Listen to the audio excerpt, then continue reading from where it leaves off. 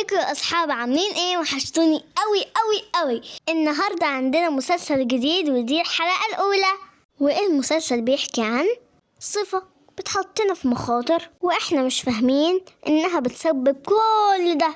تابعوني عشان تعرفوا ايه هي وما تعملوهاش. بابا، هي تيتا هتفضل كده تعبانه كتير؟ انا قلقان عليها، وكمان البيت وحش من غيرها. ما تقلقش يا حبيبي، تيتا بس محتاجة تعمل عملية صغيرة وبعدها هترجع تاني معانا وفي وسطنا إن شاء الله. يا ريت يا بابا، لحسن وحشني اللعبة معاها جدا، وكمان الحواديت بتاعتها وحشتني. ادعي لها يا أمير يا حبيبي تخفي يا ماما وترجعي بالسلامة. يلا يا حبيبي يا أمير عشان نروح المستشفى. حاضر يا بابا. ازيك يا أستاذ علاء؟ احنا لازم نستعجل بالعملية، مش هينفع نستنى أكتر من كده. تمام يا دكتور، أنا بكرة هبقى جاهز إن شاء الله بالفلوس. تمام يا أستاذ علاء، ربنا يجيب اللي فيه الخير إن شاء الله. ازيك يا تيتا؟ عاملة ايه؟ وحشتيني خالص. وانت كمان يا حبيبي. ما تقلقش عليا، كلها كام يوم وارجع ألعب معاك إن شاء الله. انت بس وعني إنك تبقى شاطر وتسمع الكلام. حاضر يا تيتا، أوعدك. ياه يا وفاء، ده أنا مش قادر أقف على رجلي، اليوم كان طويل جدا النهاردة. أنا محتاجة أنام عشان أصحى بدري علشان أدفع الفلوس للمستشفى علشان ماما تعمل عملية وتقوم لنا بالسلامة. إن شاء الله يا حبيبي ترجع وتنور البيت، ربنا ما يحرمنا منها يا رب. خدي يا وفاء الفلوس دي خليها في الدرج عندك. حاضر.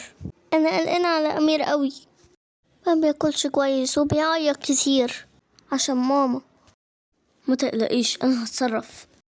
بس يا أصحابي، ماما وبابا وهما بيتكلموا أمير كان قاعد جنب الأوضة وسمع كل الكلام وعارف بابا حاطط الفلوس فين. ايه رأيك يا أمير يا حبيبي لو تخرج شوية مع صحابك تلعبوا كورة أو تتمشوا سوا؟ وما تقلقش يا حبيبي على تيتا، إن شاء الله هتبقى كويسة. حاضر يا بابا. يلا شوت شوت شوت شوت الكورة، جول! مالك يا أمير؟ شكلك كده مش في المود النهاردة، وكلنا حاسين إن في حاجة مزعلاك. خير مالك؟ تيتا يا أدهم تعبانة جدا وأنا قلقانة عليها. تعبانة؟ يعني طب مالها؟ رحت للدكتور طيب؟ أيوة رحنا وقال لنا إن هي لازم تعمل عملية. ده حتى بابا جاب الفلوس وحطها في الدرج جنبه، وأول ما يصحى هيروح يدفعها على طول وتعمل العملية. بس يا أصحابي، أمير قال كده قدام كل اللي واقفين. يا لهوي، اتكلم في خصوصيات البيت اللي ما ينفعش أبدا أبدا أبدا حد يعرفها. طب ما تقلقش، انت كده قربت تخف الحمد لله. ده أنا عمي كان تعبان جدا، وأول ما عمل العملية خف وبقى كويس جدا. تعالى يا عم فك، تعالى انقذنا يا عم. ده بس مدخل فينا 500,000 جول. حاضر. وبعدها يا أصحابي كل واحد رجع على بيته وحكى لأهله وأصحابه وجيرانه عن حكاية أمير وجدته التعبانة، وكل الناس عرفت إن بابا أمير حاطط فلوس في الدرج اللي جنب السرير. والخبر قعد ينتقل من واحد للتاني لحد ما الكلام ده وصل لحرامي. وأول يا أصحابي ما الليل ليل وكله دخل ينام، دخل الحرامي على ماما وبابا وهم نايمين، وأخد الفلوس من الشنطة اللي في الدرج وجري. وجه الصبح. يا وفاء الحقيني يا وفاء، ده الفلوس اختفت من الدرج. أنا هعمل ايه دلوقتي؟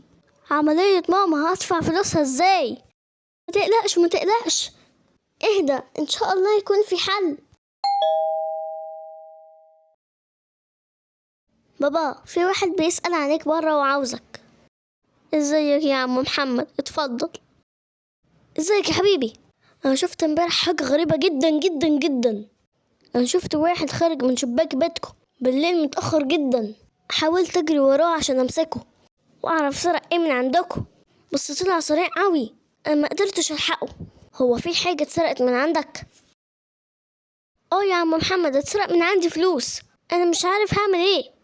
ما تقلقش يا حبيبي، الدنيا كانت صحيح ضلمة، بس عمك محمد نظره 6/6 وشاف كل ملامح الحرامي بوضوح، واقدر اوصفه كويس جدا. يلا نروح على اسم الشرطة ونعمل بلاغ بالسرقة، وهقول للضابط على كل اوصافه، وان شاء الله هيجيبوه وفلوسك هترجع لك.